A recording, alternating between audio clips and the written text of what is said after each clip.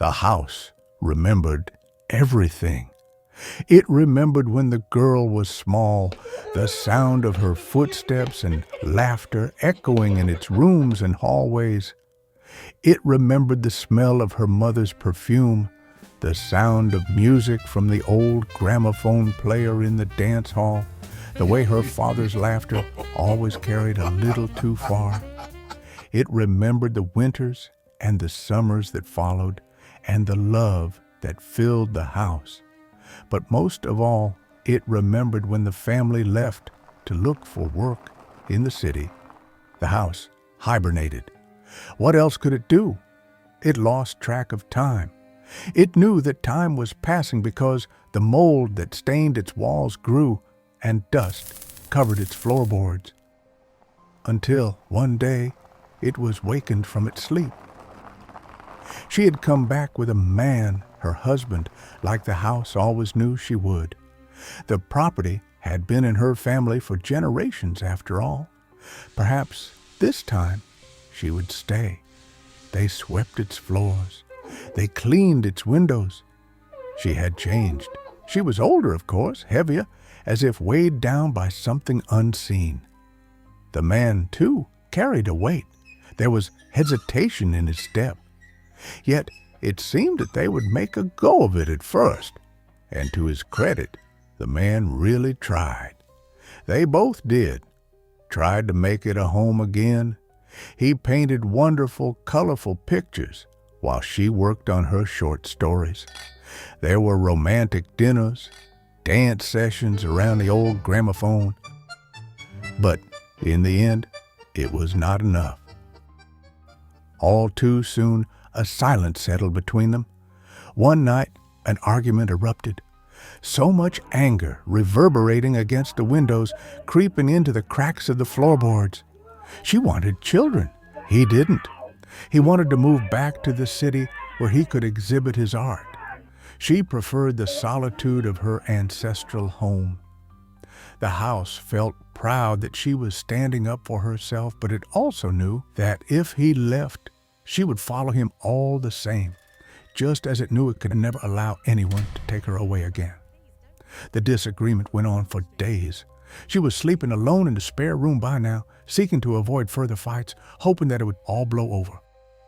But when the man began packing a suitcase, the house knew it had to stop him.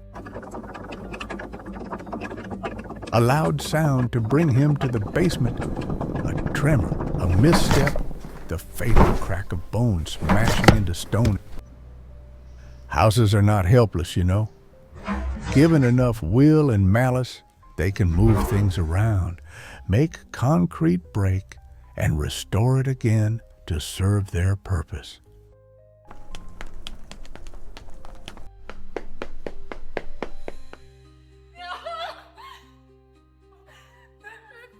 There was a private funeral in the small cemetery in the grounds of the house where her parents and grandparents were buried. She was devastated, of course. She grew distant, remote, as if to deny the reality of what had happened. The house tried to comfort her, but what comfort could an old house bring? It knew this was the most dangerous time, but it had gambled that the nostalgia for the home she had grown up in would keep her there. And it was proven right, though her presence grew more restless and erratic by the day. She took to gliding endlessly through the corridors, trying to forget, and there were times it seemed as if she would manage that, although perhaps at the cost of her sanity. At other times, she sat at her desk as if lost in a waking dream, hovering over her typewriter, seeking reprieve from reality, occasionally ticking out the words of her fictional worlds. The house did its part to comfort her with memories of the past, the strands of music from the old gramophone player, the squealing of the wheelbarrow, the clink of wine glasses from the dining room. One night, she was awakened by the ticking of her typewriter. A single page had been typed out, something about a woman who loved her husband so much that she promised never to leave the ground he was buried in. Had she typed that? She could not remember. She continued the story nonetheless, seeking to preserve her husband's memory through sheer imagination alone, having him stand at his easel with vacuous eyes, staring at shapes that he did not understand. She sensed the house was watching. She could hear spiders scuttling along the walls, the mold taking the shape of nameless, dreadful things. One night, she heard a noise coming from the direction of the cemetery.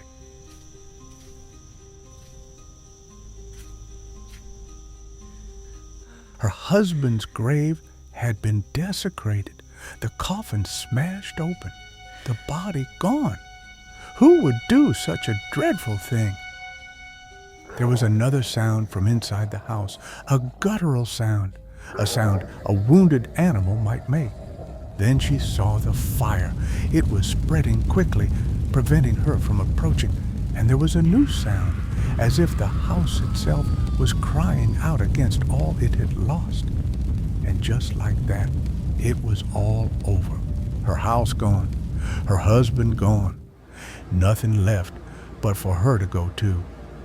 The house had been so preoccupied on holding the woman captive that it never saw its defeat coming, never predicted that sometimes the dead remember too.